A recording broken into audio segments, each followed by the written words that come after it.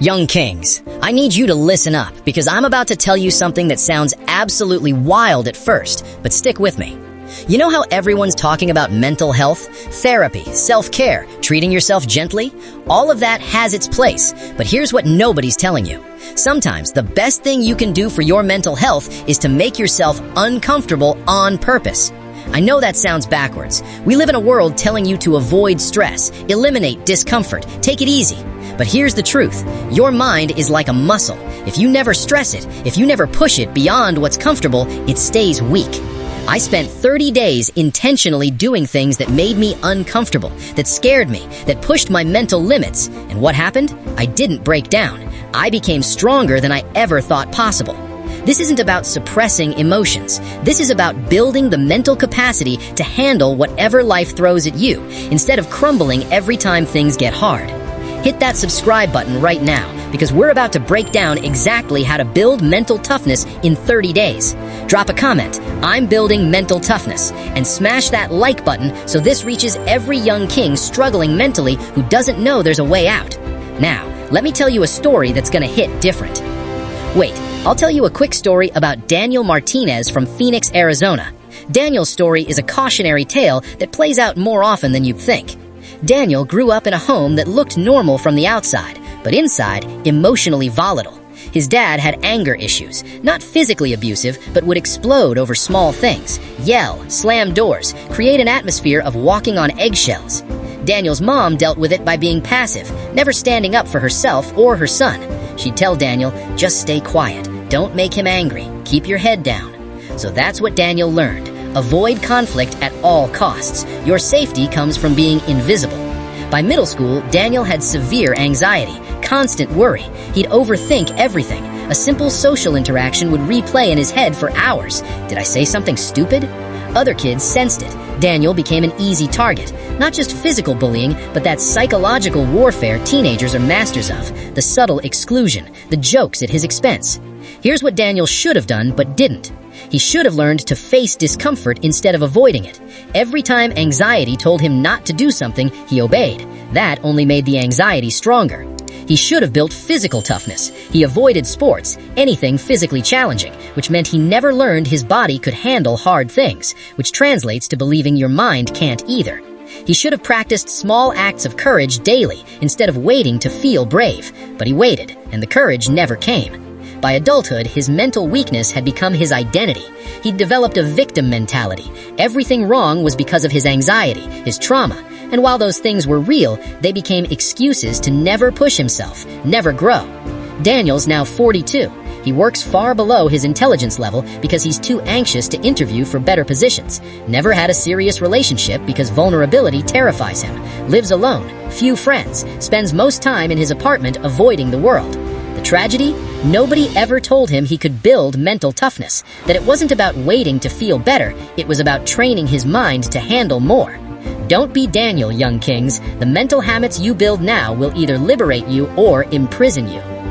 Let's be clear. Clinical mental health conditions are real and often require professional help. I'm not saying you can tough out severe mental illness. What we're talking about is mental resilience, the ability to handle stress, pressure, discomfort, and adversity without falling apart. Here's how you know if you're mentally weak. You avoid anything uncomfortable. You quit when things get hard. You need constant validation. Criticism sends you spiraling. Small problems feel like the end of the world. You can't be alone with your thoughts. You need constant distraction to avoid feeling anything. You blame external circumstances for everything. You feel like a victim rather than an active participant. Society has made mental weakness acceptable. There's this idea that if you struggle mentally, just accept it, manage it, work around it. But that's like telling someone with weak muscles to just accept being weak instead of going to the gym. Why this knowledge is crucial? I'ma tell ya. Understanding that mental toughness can be built and building it while you're young is one of the most important things for your future. Your brain is still developing. The habits you build now become hardwired. Life only gets harder. Adult responsibilities, career pressure, relationships, finances, it gets more intense.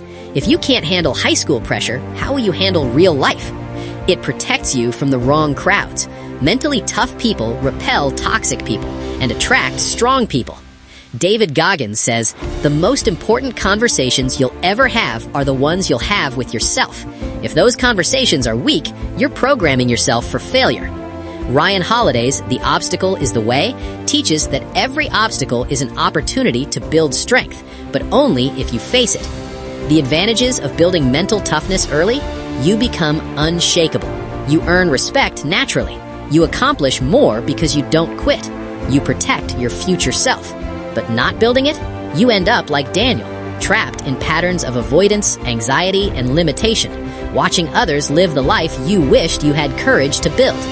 Pause and ask yourself, am I building mental toughness or mental weakness?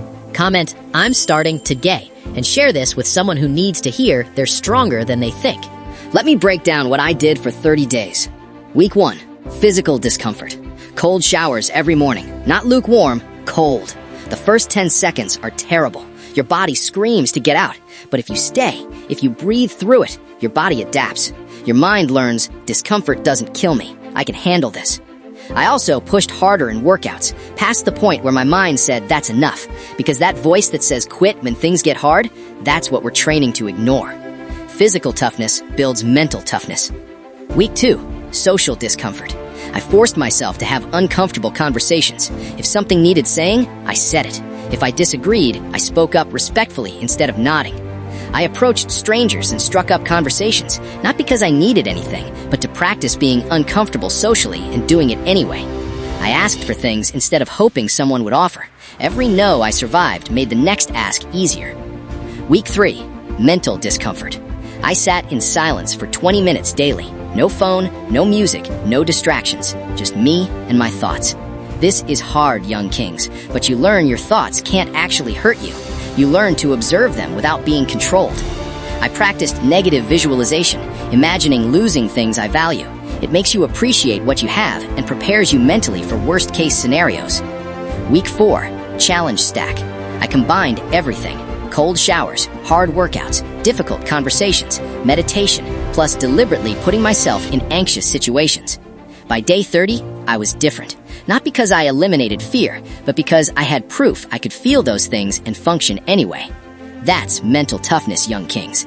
It's not about not feeling, it's about feeling and moving forward anyway. How to build mental toughness. Your blueprint. 1. Do hard things daily. Cold showers, hard workouts, tough conversations. Stack small acts of courage. 2. Control what you can. You can't control outcomes, but you can control effort, attitude, and response. 3. Face fears incrementally. Build up. Small, scary thing today, slightly bigger tomorrow. 4. Embrace discomfort. When uncomfortable, lean into it. That's where growth is. 5. Build your body. Physical strength builds mental strength. Lift weights. Learn to fight. Push limits. 6. Practice stoicism. Read Marcus Aurelius, Epictetus, Seneca. Learn to control your mind. 7. Surround yourself with tough people. You become like those around you. 8. Keep a journal. Track progress. On hard days, you'll need evidence you've overcome before. Think about that person in your family or neighborhood. Intelligence, talent, but never does anything with it. Always stressed, always anxious, always making excuses. I knew Marcus, smart dude, but mentally soft. Every setback destroyed him. He never built the toughness to persist. Now Marcus is 38, living with his mom, works part-time, spends most time gaming because real life is too stressful. He's not bad, he's just mentally weak, and that weakness cost him everything. Please don't be Marcus, young kings. Listen, young kings, you are capable of so much more than you think, but you'll never know unless you test yourself. Mental toughness isn't optional if you want to succeed. It's the foundation everything else is built on. Start your 30-day journey today. Just 30 days of intentional discomfort. Watch what happens. If this spoke to your heart, don't forget to subscribe. We're building something real here, a space to keep your mind sharp and your soul grounded. Don't forget, your future self is watching. Make him proud. Let's keep having these conversations, and let's keep talking about us too.